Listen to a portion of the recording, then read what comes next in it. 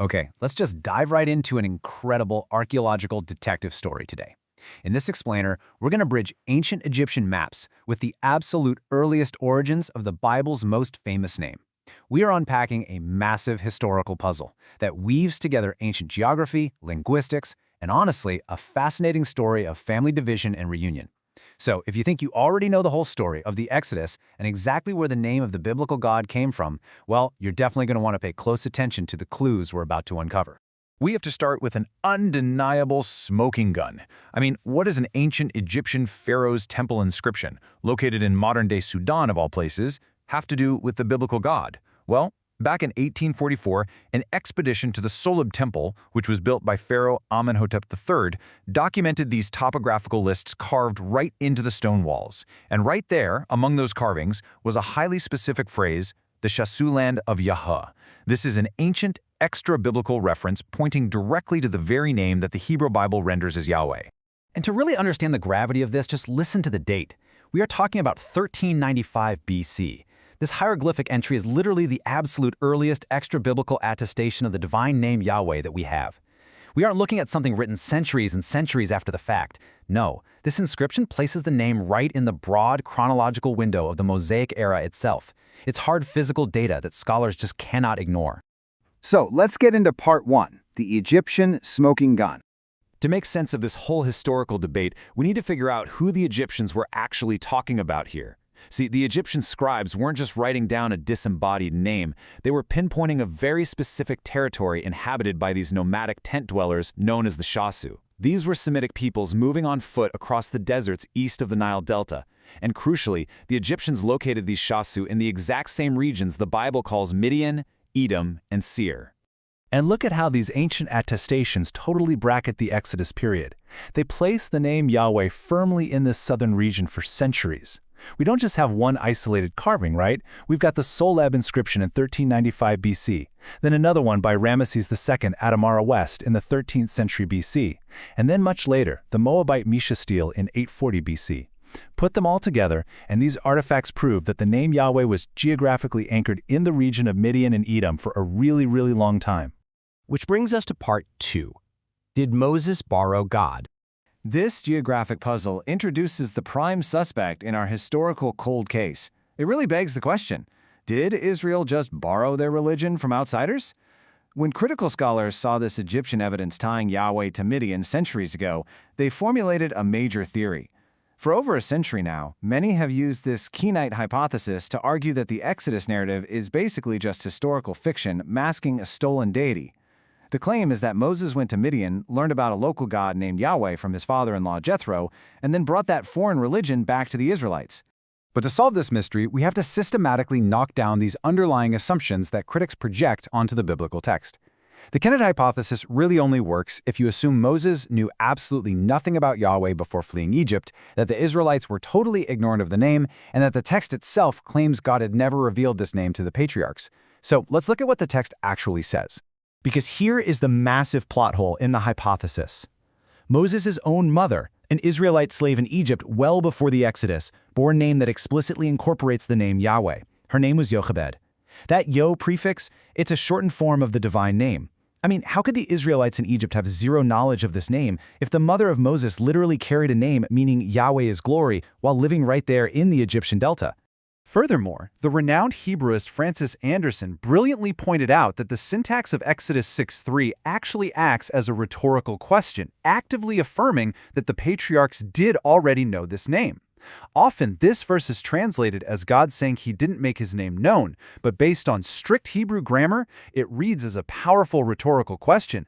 The patriarchs knew the name, the Israelites in Egypt knew the name, the whole Kenite hypothesis kind of falls apart when we just read the text carefully. Moving on to part three, clues in the geography. Okay, so with the suspect theory crumbling, we still have to account for why both the Egyptians and the Bible associate Yahweh with those southern regions. These ancient biblical texts show how consistently the oldest traditions point to the exact same southern locations as the Egyptian maps. Notice how these ancient poetic verses group Sinai right alongside Seir, Mount Paran, Edom, and Midian. They're all clustered together in this southern convergence zone. The Bible isn't hiding this geographic connection at all. It's literally singing about it in its oldest hymns. And the really crucial point here is this strict syntactical rule, which forces us to realize Mount Sinai itself must be located right in that southern convergence zone of Midian and Edom. In these poems, God is said to come from Sinai, from Seir, from Paran. The Hebrew word used here is min. It always means movement away from an origin point. It never denotes movement toward a destination. This completely confirms that the biblical Mount Sinai and the Egyptian Shasu land of Yahweh are describing the exact same geographic reality. Let's look at part 4, the family tree twist. This geographical lock leads us to a massive revelation. This wasn't a stolen god, it was a family reunion. If Yahweh wasn't an imported Midianite god, why was the name known in Midian when Moses arrived? Well, think back to when Abraham's family tree split. Both branches continued worshiping the exact same God of their forefather, but their language and the names they used for him evolved differently based on where they lived. The line of Jacob went to Egypt and heavily preserved the ancient El names, like El Shaddai. But the southern lines down in Midian, they maintained their worship of Abraham's God using a slightly different vocabulary suited to their own specific environment. So, the southern nomads likely used a storm root word for God's name, which Moses' revelation at Sinai then infused with the West Semitic covenantal meaning of absolute self-existence. In the South Semitic dialect of Midian, the letters HWY referred to the atmospheric phenomena of their mountainous home. They were absolutely worshiping the God of Abraham. But when God speaks to Moses at the burning bush, he uses the West Semitic dialect, YHWH, meaning I am who I am. The name was physically there in the land, sure, but the profound theological depth of absolute self-existence, that was a new, intense revelation. Which brings us to our final section, part 5, reclaiming the chaos line. We've solved the historical and geographic puzzle, but there is a totally profound theological layer to this grand design. We really have to ask, why did God specifically direct Moses to flee to Midian, a doubly marginal territory, to receive this ultimate revelation?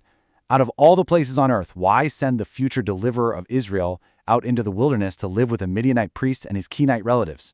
Well, the biblical text intentionally juxtaposes the faithful line of Seth against the chaos line of Cain, from whom the Kenites of Midian ethnographically descend.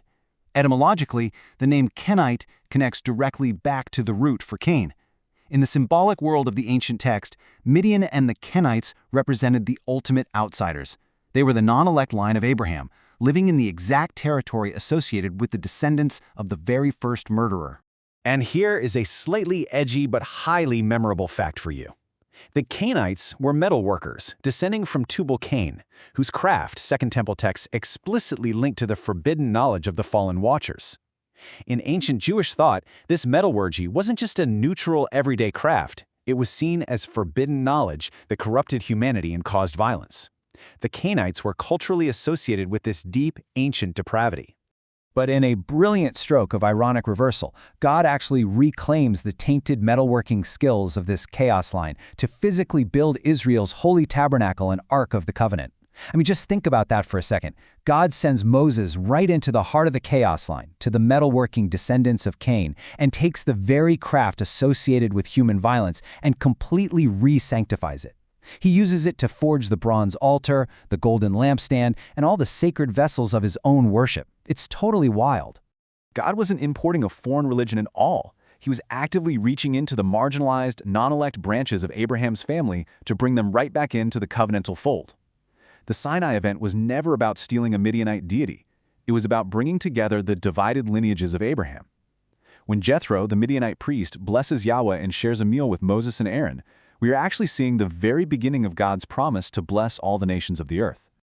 As we wrap up this explainer, it really leaves us wondering, how often do we overlook the margins of history when we're trying to understand the center of the story? The Egyptians mapped the name, the Midianites preserved the worship, and Moses received the revelation. It just goes to show that sometimes the most profound truths are waiting for us right out there in the wilderness.